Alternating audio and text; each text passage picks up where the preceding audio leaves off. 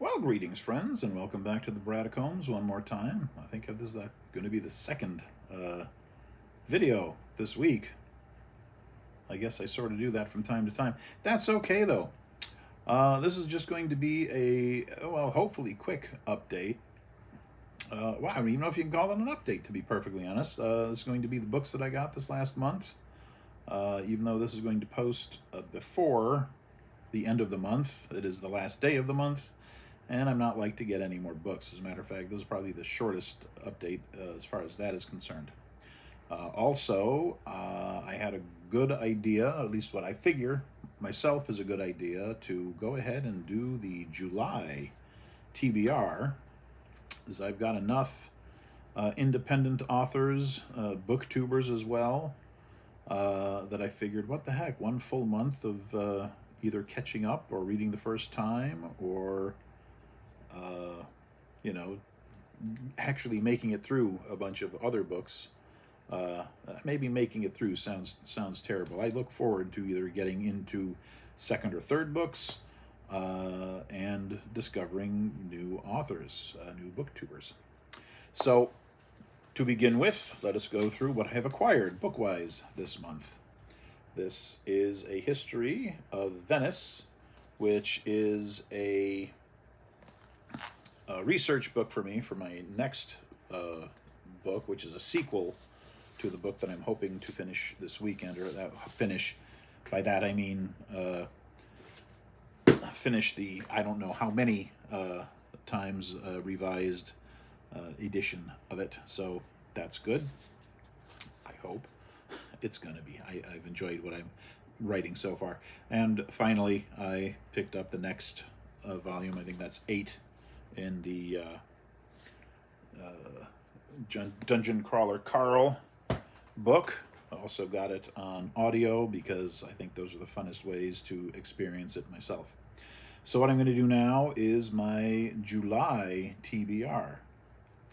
And with luck, we can get through this relatively quickly, although these should get some explanation. This is Tori Tecken's Cold Silver for Souls.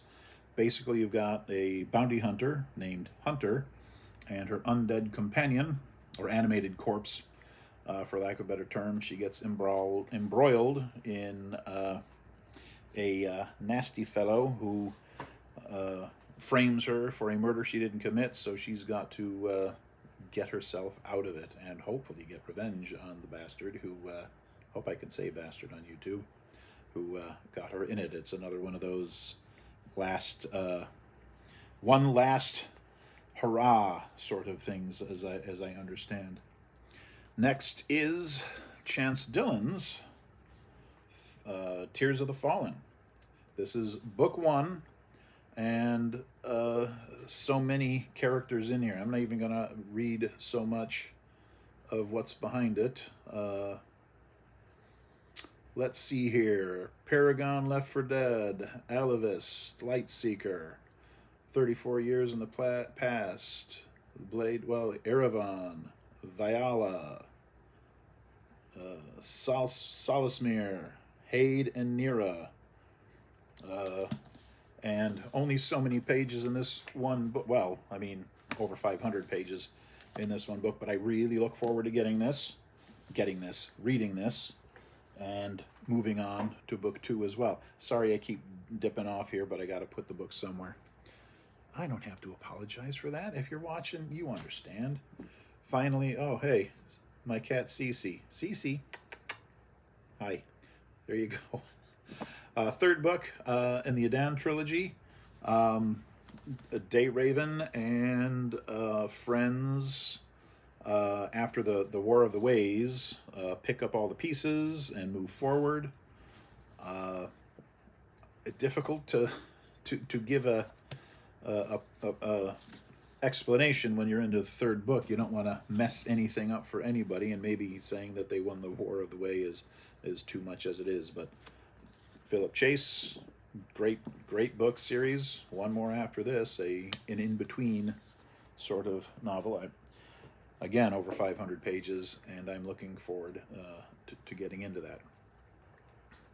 Next is the second book in the... Oh, Brad's going to mess it up again. The Sundered Nation trilogy. There you go. After the hero made great wins and got himself a good reputation after the first book, he's continuing forward to to garner a little bit more power, perhaps, in his bold ascension. Good name for a book, I think. That. Next, I've got actually this I should have been speaking of earlier. David Willson. It's a duology called The Godseeker Duet. I've read the first book, and I have the second book that is the one I need to read. But I'm going to read a little bit off of the first book so I don't mess anything up.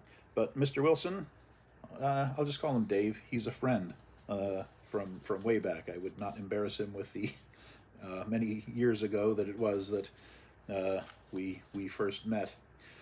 But the Looking for Dai first book, 15-year-old Nara Dahl has never been good at keeping secrets.